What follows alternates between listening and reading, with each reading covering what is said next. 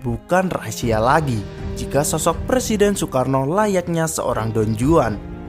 Hidupnya kerap dikelilingi perempuan-perempuan cantik nan menawan.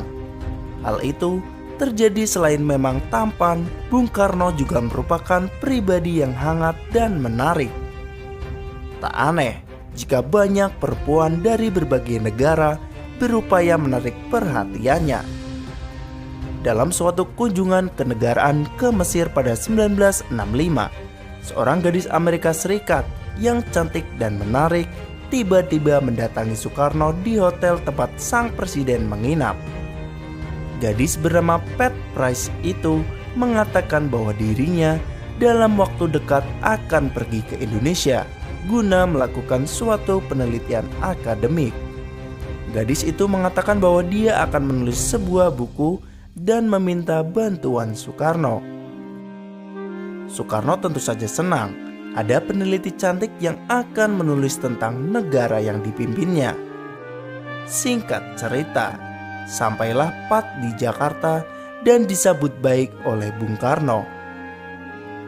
Kepada gadis muda tersebut, Bung Karno mengatakan bahwa dia akan membantunya semaksimal mungkin.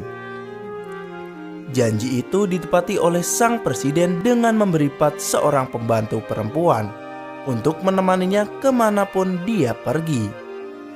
Pat tidak menyia-nyiakan fasilitas dan sambutan baik dari Presiden Republik Indonesia. Dengan gayanya yang supel dan manis, dia lantas merambah ke dalam istana negara dengan menjadi kawan yang menyenangkan bagi putra-putri Soekarno. Tentu saja, itu membuatnya bisa secara bebas keluar masuk istana negara. Kadang-kadang, dia malahan ikut belajar menari dan lain-lain. Pat dengan cepat langsung disukai Bung Karno. Bahkan, Pat kerap berbicara dengan Bung Karno. Pat juga sering terlihat nyaris setiap pagi ada di istana negara dan mengobrol dengan tamu-tamu Bung Karno sambil menikmati kopi. Identitas Pat yang sejatinya perlahan mulai terkuak kala Presiden Soekarno berkunjung ke Pakistan.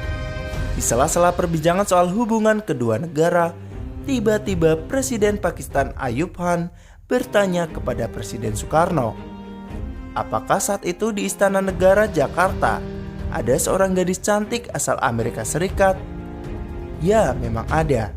Dia kawan anak-anakku, jawab Soekarno. Apakah Bung Karno tahu betul siapa gadis cantik itu sebenarnya? Tanya Ayub lagi. Ya, saya tahu. Dia anak yang baik, ingin belajar menari, menyanyi, dan berkesenian. Mendengar jawaban Bung Karno itu, Presiden Ayub Khan lantas tersenyum. Setelah diam sejenak, dia lalu berkata, "Saya mendengar informasi dari intel saya mengenai gadis tersebut. Saya belum kenal, apalagi melihatnya. Saya tahu dari intel saya bahwa gadis cantik itu adalah agen CIA." Bukan main terkejutnya Bung Karno mendengar informasi dari koleganya itu. Dia berkali-kali mengucapkan terima kasih atas kebaikan Presiden Pakistan yang begitu peduli kepadanya. Setelah sampai Jakarta, diam-diam Bung Karno memerintahkan jajaran intelnya untuk menindaklanjuti informasi yang dia dapat dari Pakistan itu. Badan Pusat Intelijen lantas mengerahkan orang-orangnya untuk menelitik sosok Pat Price. Setelah dibuntuti berhari-hari, ternyata informasi intelijen Pakistan itu memang benar adanya. Menurut cerita Soekarno kepada Oldman, kemana-mana gadis as itu kerap memanfaatkan nama Presiden Soekarno dan menyalahgunakan fasilitas yang diberikan oleh Istana Negara kepadanya guna mendapatkan berbagai informasi penting.